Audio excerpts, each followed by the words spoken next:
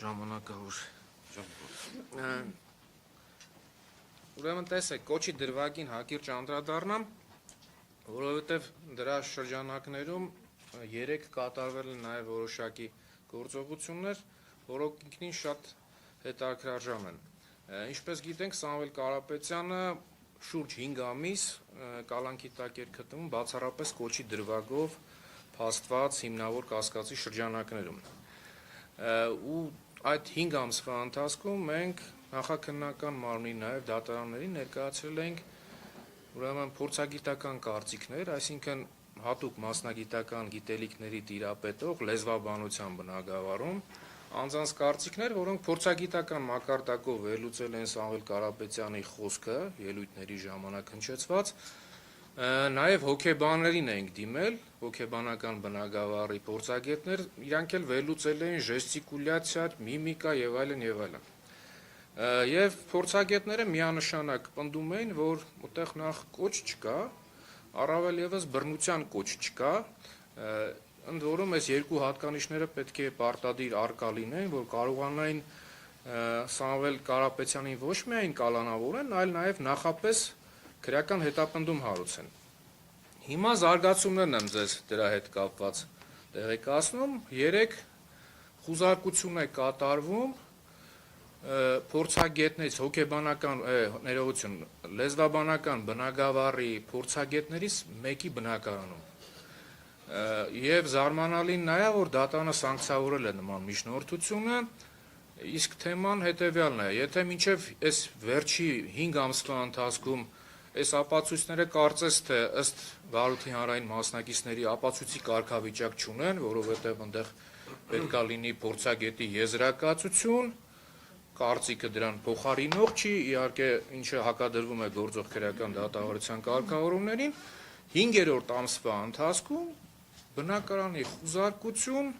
ու վարկածը հետևյալն է, որ այ փաստաբանական հարցմամբ ձեզ դիմաց Ռուբեն Հակոբյանին մյուս 2 փորձագետների տվյալները դուք եք տվել, հարգելի փորձագետ, բացի այդ կանխորոշել եք այն մյուս հայտնի լեզվաբանների տված փորձագիտական կարծիքները։ Ինչ ասենք, եթե այս վիճակն է 53 անդամից բաղկացած քննչական խումբը գործողություններ չունի անելու կոնկրետ արդեն փորձագետների բնակարաններն է խուզարկում, այստեղ առանձնապես արդարություն, արդարադատություն, օբյեկտիվություն ակնկալելը կարծում եմ շատ դժվար է։ Ջանասիրության մասով ես նաև ասեմ, սա նույնպես տեղավորում է այդ համատեքստում, 53 անդամից բաղկացած քննչական խումբ, պատկերացրեք այս դահլիճում, որ հավաքվել ենք, երևի 25 հոգի չլինենք ընդհանուրով։ Այսինքն 2 անգամ ավել մասնագիտացված պրոֆեսիոնալ քննիչներ եւ 5 ամիս նախաքննություն են իրականացնում։ Եթե մոտավորապես պատկերացնենք, որ շաբաթվա ընթացքում յուրաքանչյուր քննիչ գոնե մի հոգի կամ 2 հոգի պետք է հարցաքննած լինի, շաբաթվա կտրվածքով եմ ասում, այս գործով, այս գործի շրջանակներում երևակայի հարցաքննված անձանց շրջանակը շուրջ մի 15 անձ է, 16 անձ, ոչ ավել։ Ընդ որում, այդտեղ նաև ընտրողաբար մոտեցում կա, այն անձանց, ովքեր ըստ մեղադրանքի ունեն առանցքային դերակատարություն, այս, չգիտեմ, սխեմաներ են հանցավոր, հողերի լվացման հետ կապված, բարդ սխեմաներ են, սովորական մահկանացուներս մենք նաև չենք կարողանում հասկանալ դրա այդ, չգիտեմ, պատճառահետևանքային կապը, եզրահանգումների տրամաբանությունը, բայց խնդիրը Ես մի հատ միտքը, բայց շարունակեմ եմ։ Գործընկերներ, մի հատ հանգամանք էլի նշեմ։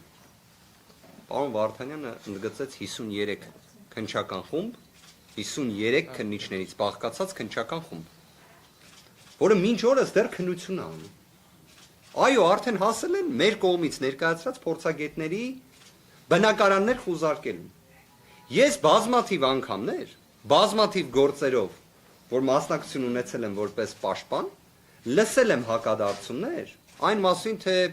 գործը ձգձգվում է։ դանդաղ է շարժվում եւ այլն։ Հիմա ուղիղ հարց ունենք։ Գործը ինչի է այսքան ձգձգվում։ Ինչի է մինչ այս պահ դեռ նախաքննական գաղտնիքի ռեժիմը գործում։ Ինչ որ բանից վախենում են մեր գործընկերները։ Ինչ որ հանգամանք կա, որ վախեցնում է։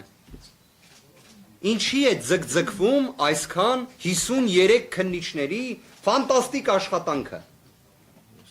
որը արդյունք չունի։ Այսինքն լուրջ 177 օր 53 քննիչները կներեք, ինչով են զբաղված։ Ինչի եք ձգձգում։ Բա գործը ուղարկեք դատարան կամ ավարտեք կամ գոնե նախաքննական գաղտնիքը վերացրեք։ Որ օրինակ բոլորս իմանանք։ Այսինքն այստեղ մենք գիտենք, բոլորը ասելով ձեզի նկատի ունեմ գործընկերներ եւ մեր հանրությանը, թե ինչ ենք մենք տեսնում այսքան օրերի ընթացքում, այսքան ամիսների ընթացքում։ Ես ջանասիրության հետ դրա հետ կապված է խոսում, մտքից թելը կտրվեց։ Ուրեմն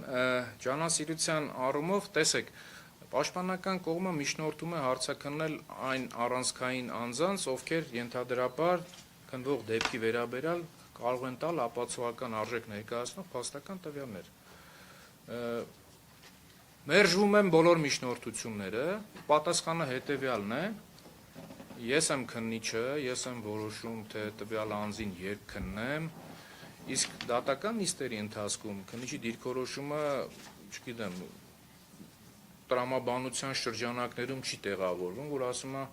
դե որ այս մարդուն հարցաքննեմ, ասում է հիմնավոր կասկածը հերքող փաստական տվյալները հայտնելու, ես էլ ուր եմ իրան հարցաքննում։